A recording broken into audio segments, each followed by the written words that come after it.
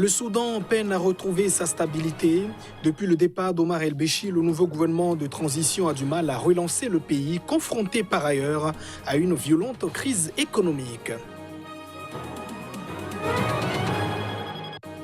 En République démocratique du Congo, Vital Kamerhe est en détention provisoire. Le directeur de cabinet du président Félix Tshisekedi est empêtré dans le dossier de gestion des fonds alloués au programme d'urgence du président congolais. Et puis, peut-être une solution contre le coronavirus. Le Madagascar affirme disposer de remèdes contre le mal. Son président André Rajoelina s'est exprimé sur le sujet ce mercredi à la télévision.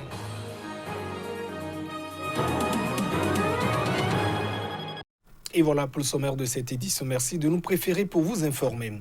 Le Soudan peine à retrouver ses marques. Un an après la chute d'Omar el-Béchir, la stabilité du pays demeure une équation pour les nouvelles autorités. Le gouvernement de transition a hérité d'une économie en lambeaux. Le 11 avril 2019, après 4 mois de manifestations populaires dans tout le pays, l'armée mettait fin à 30 ans de règne d'Omar el-Béchir. Le président, qui avait pris le pouvoir en 1989 par un coup d'État, a depuis été condamné une première fois pour corruption en décembre et se trouve aujourd'hui sous les verrous à Khartoum. Un haut responsable du nouveau pouvoir s'est aussi engagé en février à ce que Béchir soit remis à la Cour pénale internationale plus d'une décennie après son inculpation pour des crimes contre l'humanité au Darfour, mais cette perspective demeure floue. Depuis août 2019, après un long bras de fer entre la contestation et l'armée, un conseil souverain composé de civils et militaires supervise la délicate transition vers un régime civil. Une profonde crise économique sévit au Soudan qui peine à se relever de 3 décennies de gestion désastreuse. Dans un pays où le triplement du prix du pain avait déclenché la révolte fatale à Béchir fin 2018, les difficultés économiques mettent toujours en péril la stabilité politique. Après la formation d'un gouvernement en août 2019, un ex-économiste de l'ONU, Abdallah Hamdok, a été nommé Premier ministre. Parmi la multitude de défis auxquels il fait face figure une inflation annuelle autour de 70%, une dette publique colossale et les négociations de paix avec les rebelles du Darfour à l'ouest. Ce conflit, qui a éclaté en 2003 entre forces gouvernementales et insurgées issues de minorités ethniques, a fait environ 300 000 morts et plus de 2,5 millions de déplacés selon l'ONU. Le Conseil de sécurité de l'ONU a réclamé ce mardi la libération rapide du chef de file de l'opposition malienne. Soumaïla Cissé a été, rappelons-le, enlevé le 25 mars dernier dans le nord du Mali alors qu'il était en campagne. 2 semaines après son enlèvement, le Mali est toujours sans nouvelles de Soumaïla Cissé.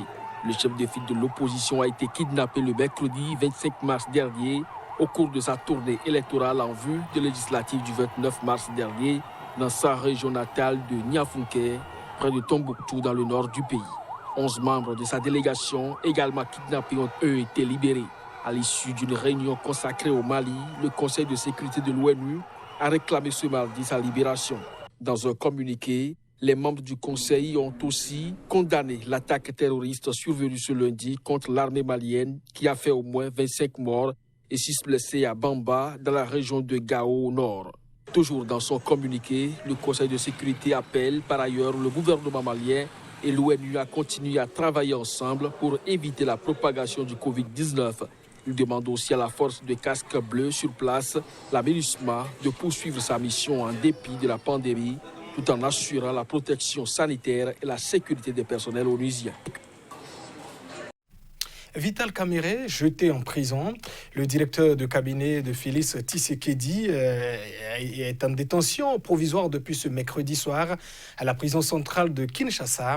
Il a été entendu dans le dossier de gestion des fonds alloués au programme d'urgence du président congolais. Figure centrale de la vie politique congolaise, Vital Kamerhe a été placé sous mandat d'arrêt provisoire ce mercredi dans la soirée et transféré à la prison de Makala. C'est la première fois dans l'histoire du pays qu'un directeur de cabinet de la présidence est arrêté. Il avait été auparavant entendu pendant 6 heures par le parquet dans le cadre d'une vaste enquête anticorruption supposée marquer le renouveau de la justice dans la lutte contre l'impunité des élites. Nommé directeur de cabinet au lendemain de l'investiture du président Tshisekedi, le 24 janvier 2019, Vital Kamerhe devrait s'expliquer sur l'utilisation de fonds publics destinés au financement des grands travaux lancés par le nouveau chef de l'État après son arrivée au pouvoir. Principal allié du président de la République démocratique du Congo, Félix Tshisekedi, il devrait en particulier s'expliquer sur la passation des marchés et le décaissement des fonds, selon plusieurs sources. Parfois qualifié de président bis, l'ancien président de l'Assemblée nationale s'était désisté en faveur de Félix Tshisekedi avant l'élection du 30 décembre 2018, qui a marqué la première alternance pacifique dans l'histoire du Congo. Les deux hommes ont scellé un accord politique pour constituer leur plateforme Cap pour le changement qui gouverne la République démocratique du Congo en coalition avec les forces politiques de l'ex-président Joseph Kabila. Le parti de Vital Kamerhe, Union pour la nation congolaise, UNC, compte plusieurs ministres au sein du gouvernement de 67 membres. L'état d'urgence décrété sur l'ensemble du territoire du Libéria. Le président George Weah a annoncé cette mesure qui est assortie d'un confinement obligatoire pour plusieurs régions dans la capitale Monrovia. Le seul but visé est la lutte contre la propagation du coronavirus. Au Libéria, qui se remet encore de la crise du virus Ebola de 2014 à 2016, a enregistré ces derniers jours de nouveaux cas de Covid-19. Le chef de l'État a déclaré mercredi l'état d'urgence. L'ancienne star du football a expliqué à la télévision qu'il sera interdit de voyager entre les 15 comtés du pays. Toutes les entreprises et services de l'État non essentiels seront fermés. En outre, les habitants de 4 comtés, dont celui de Monrovia, la capitale, devront rester confinés chez eux pendant 2 semaines. Un seul membre par ménage sera autorisé à sortir pendant cette période, et ce, dans son voisinage immédiat, pour acheter de la nourriture ou pour des raisons médicales et pour une durée maximum d'1 heure. Les déplacements entre les comtés sont strictement interdits. Nul ne peut entrer ou sortir d'un comté, ni traverser de quelque manière que ce soit les frontières d'un comté pour se rendre dans un autre comté. Pendant toute cette période, les résidents ne peuvent quitter leur domicile que pour des trajets essentiels, pour des raisons de santé et d'alimentation qui doivent être limitées à la communauté locale et à une seule personne par ménage et pendant 1 heure au maximum. For a maximum of 1 hour. Ces nouvelles dispositions renforcent des mesures déjà en place, telles que l'interdiction des rassemblements et la fermeture des liaisons aériennes avec les pays fortement touchés par le Covid-19. Comme dans d'autres pays d'Afrique, les experts craignent que le système de santé soit incapable de faire face à une propagation massive de la maladie dans la population d'environ 4 800 000 personnes.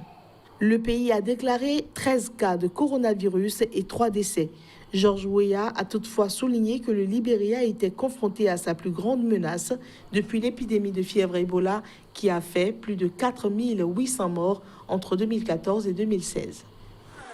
Et la Somalie a enregistré son premier cas de décès dû au coronavirus. Il s'agit d'un patient qui était donc souffrant, un homme âgé de 52 ans. Le ministère somalien de la Santé a confirmé ce mercredi 4 nouveaux cas de coronavirus, portant à 12 le nombre total de cas dans ce pays de la Corne de l'Afrique. La ministre de la Santé, Faouzia Abikar, a précisé que ces 4 cas consistaient en des transmissions locales car les patients n'ont pas voyagé récemment. Ces nouveaux cas sont survenus quelques heures après que le ministère ait confirmé qu'un patient âgé de 58 ans était décédé au Covid-19.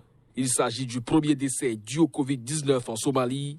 Le patient, qui n'avait aucun antécédent de voyage récent, selon le porte-parole du gouvernement Ismaël Moukar Omar, était soigné à l'hôpital d'Adé à Aden. Ce mardi, la ministre a déclaré que le nouveau coronavirus ferait désormais l'objet de dépistage et de tests dans le laboratoire national de recherche sur la santé publique de Somalie à Mogadiscio.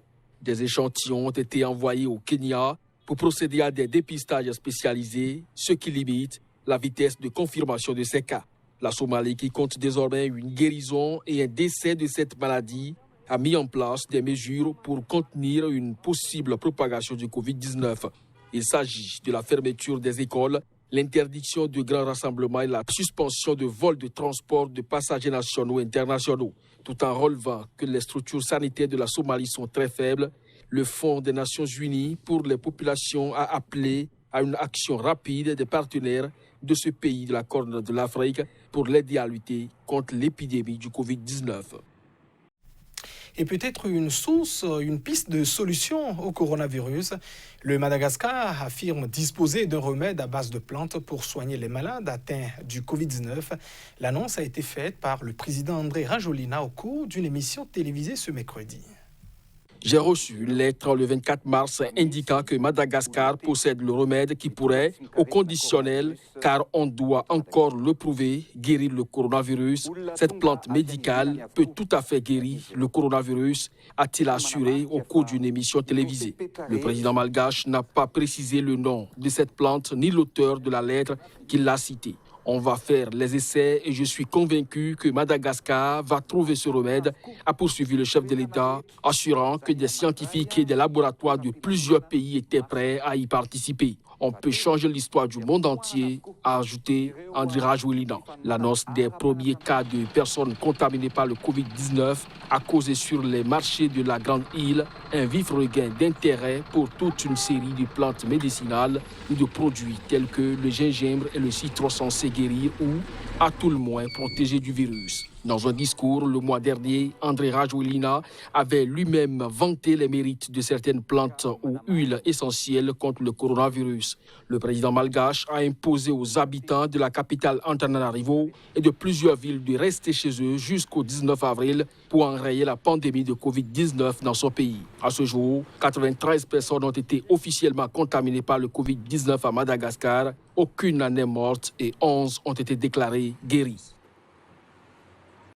Mesdames, Messieurs, et ce sera tout pour cette édition. Merci de votre attention. Au revoir.